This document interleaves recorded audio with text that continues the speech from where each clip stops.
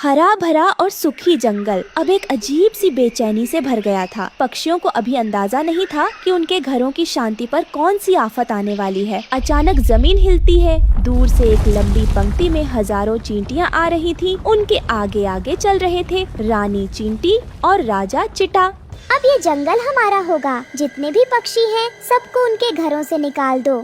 ये जंगल अब हमारी सेना के लिए है। पेड़ हमारे होंगे, शाखाएं हमारी होंगी। चींटियां पेड़ों पर चढ़ती है और घोंसलों को गिरा देती है। पक्षी डरकर उड़ जाते हैं। वहीं रानो चिड़िया का घोंसला भी टूट गया था। वो अपने बच्चों के साथ रो रही थी। मेरा घर, मेरा छोटा सा घोंसला जिसे मैंने तिनका तिनका जोड़कर बनाया था, वो अब मिट्टी में मिल गया। मैंने हर कांटे से लड़कर, हर तूफान से बचाकर इसे सजाया था। इन मासूम बच्चों को अब कहाँ लेकर जाऊं? ना कोई शाख बची, ना कोई ठिकाना। बारिश आने वाली है, ठंडी हवाएं चल रही हैं। क्या मैं इन्हें खुले आसमान के नीचे छोड़ दूं? नहीं नहीं, मैं माँ हूँ। मैं कुछ न कुछ जरूर करूँगी। चाहे जैसे भी हो, मैं अपने बच्चों के लिए फिर से एक आसरा बनाऊंगी। माँ, हम अब कहाँ सोएंगे? क्या अब हमें भूखा रहना पड़ेगा?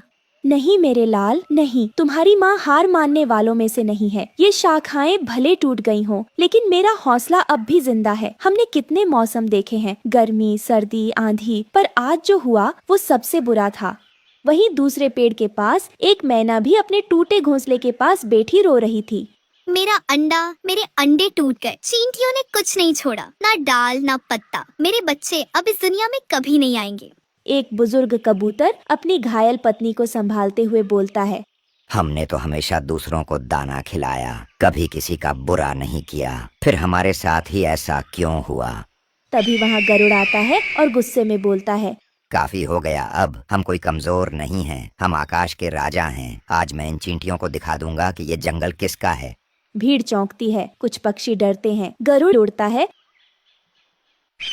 और सीधे चींटी सेना पर हमला करता है। चींटियां पहले डरती हैं, लेकिन फिर एकजुट होकर जवाबी हमला करती हैं। एक विशालकाय लाल चींटी गरुड़ की आंख पर वार करती है। बाकी चींटियां उसके पंखों को काटना शुरू कर देती हैं। गरुड़ भाई, नहीं, वापस आ जाइए, वो बहुत खतरनाक है। गरुड़ जमीन पर गिरता है। उसकी आंखें खुली की खुली रह जाती हैं। सन्नाटा छा जाता है। गरुड़ की बलि ने सबको सच्चाई का आईना दिखा दिया कि चींटियों से सीधे टकराना मौत को बुलाना है। रानो अपने बच्चों को और कसकर गले लगाती है। बाकी पक्षी मौन हो जाते हैं।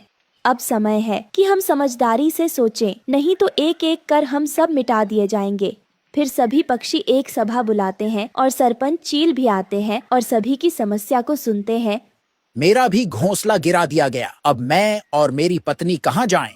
हमने शांति से रहना चाहा, पर इन चींटियों ने तो कोई कसर नहीं छोड़ी। अब बहुत हो गया। ये जंगल हमारा था और रहेगा। हमें कोई रास्ता निकालना होगा। पर सरपंच जी, चींटियों की तादाद बहुत है, उनसे लड़ना नामुमकिन है। हाँ रानो, लेकिन जीत सिर्फ ताकत से नहीं होती, समझदारी से होती है। और इस योजना में तुम्हारी भूमिका सबसे खास होगी। एक गुप्त स्थान पर चील, रानो और कुछ अन्य पक्षी योजना बना रहे थे। हमें जंगल की वो जगह ढूंढनी होगी जहाँ चींटियां अकेले में रह सकें, जिससे बाकी जंगल भी सुरक्षित रहे और टकराव भी न हो।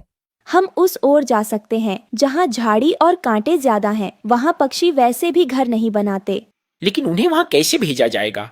उन्हें दिखाना होगा कि वहाँ रहना उनके लिए कितना बेहतर है। ये आसान नहीं होगा, लेकिन हम कोशिश करेंगे, क्योंकि अब बस यही एक रास्ता है हमारे पास, इस जंगल को उन चींटियों के आतंक से बचाने का। थोड़ी देर बाद झाड़ी वाला कोने पर पक्षी वहाँ पेड़ सजाते हैं, पानी की व्यवस्था करते हैं। रानो चिड़िया और बाकी पक्षियों ने दिन रात मेहनत की। उस वीरान हिस्से को चींटियों के लिए रहने लायक बनाते हैं। अगर ये सफल हो गया तो हमारा जंगल फिर से शांत हो जाएगा। फिर थोड़ी देर बाद उन पक्षियों का सामना चींटी के ढेर से होता है। रानो उन्हें समझाते हुए कहती है, हम आपके लिए जंगल का एक सुंदर कोना बना चुके हैं। वहाँ न कोई टकराव होगा, न कोई परेशानी। क्या आप शांति से वहाँ बसना चाहेंगे? हमें शांति चाहिए और वह जगह भी उपयुक्त लगती है। हम वहाँ चले जाएंगे। लेकिन ध्यान रखना, अब अगर कोई पक्षी हमारी सीमा में आया तो युद्ध निश्चित है। और अगर कोई चींटी पक्षियों के घरों में घुसी तो जवाब भी मिलेगा। हम सब अब एक समझौते के तहत रहेंगे। राजा चिट्टा और रानी चींटी उनका प्रस्ताव स्वीकार कर लेते हैं। फिर थोड़ी देर बाद जंगल में सभी पक्षियों के घर चहचहा रहे थे। बच्चे खुशी से खेल रहे थे। रानो, चिड़िया की सूझबूझ और पक्षियों की एकता ने जंगल को तबाही से बचा लिया। चींटियां अपने नए महल में खुशी खुशी रहने लगीं। कभी कभी लड़ाई से बड़ी चीज होती है समझदारी और साथ। हमने हार नहीं मानी, हमने रास्ता ढूंढा। अब पूरा जंगल हरा भरा था। एक ओर चींटियों का सुंदर महल और दूसरी ओर चहचहाते पक्षी के घोंसले, जिनमें बच्चे खुशी खुशी रहने लगे।